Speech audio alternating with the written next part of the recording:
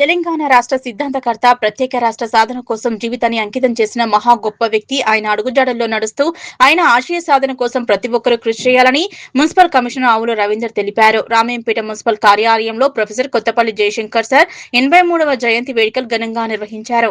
ఆయన చిత్రపటానికి పూలమాలలు వేసి నివాళులు అర్పించారు. ఈ సందర్భంగా మున్సిపల్ కమిషనర్ రవీందర్ మాట్లాడుతూ ప్రొఫెసర్ జయశంకర్ సార్ తెలంగాణ ఉద్యమానికి సిద్ధాంత బలాన్ని అందించిన మహనీయుడని, ఆయన ప్రత్యేక రాష్ట్ర సాధన కోసం తన జీవితాన్ని అంకితం చేశారన్నారు.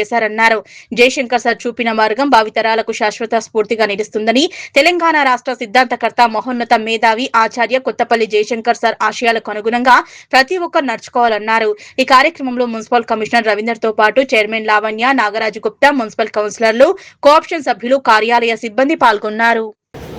ప్రొఫెసర్ జయశంకర్ గారు 1934 సంవత్సరంలో అప్పటి కరీంనగర్ జిల్లాలో జన్మించడం జరిగింది. తర్వాత తను ఉస్మానియా యూనివర్సిటీలో పీజీ విద్యాభ్యాసాన్ని పూర్తి చేయడం జరిగింది. తదుపరి 1991 నుంచి 1994 వరకు వరంగల్ కాకతీయ యూనివర్సిటీ యందు ఉపకులపతిగా విధులు నిర్వహించడం జరిగింది. తెలంగాణ రాష్ట్ర ఆవిర్భావానికి సంబంధించి తొలి ఉద్యమమైనటువంటి 1969 తరం నుంచి తెలంగాణ ఉద్యమానికి సారథ్యం వహించినటువంటి ప్రముఖ వ్యక్తి ప్రొఫెసర్ జయశంకర్ గారు. తను 1954లో ఎస్ఆర్సి కమిటీకి తెలంగాణ గళాన్ని వినిపించి దేశం మొత్తం మీద తెలంగాణ గురించి ప్రస్తావన తీసుకురావడం జరిగింది. తదుపరి ఆంధ్ర రాష్ట్రం ఏర్పడ్డప్పుడు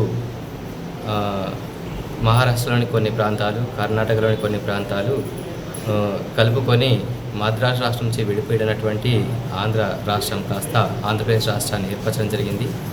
ఏర్పాటైనప్పటి నుంచి తెలంగాణకు సంబంధించినటువంటి నిధులన్నీ కూడా ఆంధ్రాకి తరలించడం జరిగింది. అలాగే రాష్ట్రంలోని నీటిపారుదల ప్రాజెక్టులు కట్టినప్పుడు ఆ ప్రాజెక్టుల ద్వారా నీటిని కూడా ఆంధ్ర రాష్ట్రానికి మళ్లించడం జరిగింది. మళ్ళీ నియామకాల విషయానికి వచ్చినట్టయితే అప్పటి నిజాం ప్రభుత్వం హైదరాబాద్ సంస్థానంలో ఉన్నటువంటి తెలంగాణ ప్రాంతం అంతా ఇంగ్లీష్, ఉర్దూ భాషల్లో విద్యాభ్యాసం సాగింది. ఆంధ్ర రాష్ట్రం ఏర్పడిన తర్వాత ఆంధ్ర వారి యొక్క తెలుగు, ఇంగ్లీష్ యొక్క విద్యాభ్యాసాన్ని ప్రాతిపదికన చేసుకొని నియామకాలు చేపట్టడం ద్వారా అత్యధిక ఉద్యోగాలు కూడా ఆంధ్ర రాష్ట్రం వారికే వెళ్ళిపోవడం జరిగింది.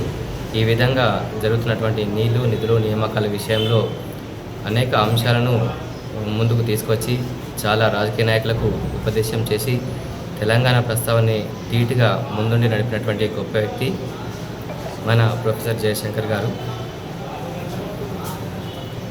కాలానుగుణంగా రాష్ట్రం సంపూర్ణంగా అవతరించడానికి ముందే తను కాలం చెల్లడం జరిగింది.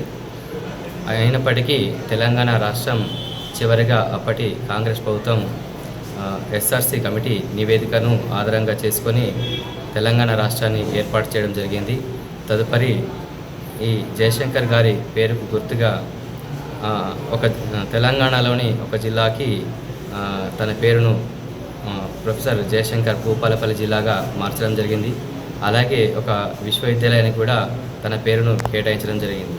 ఇంతటి మహోన్నత వ్యక్తి ఈరోజు జన్మదినం సందర్భంగా రామాయంపేట పురపాలక సంఘం యందు తన యొక్క జన్మదిన వేడుకలు జరుపుకోవడం జరిగింది.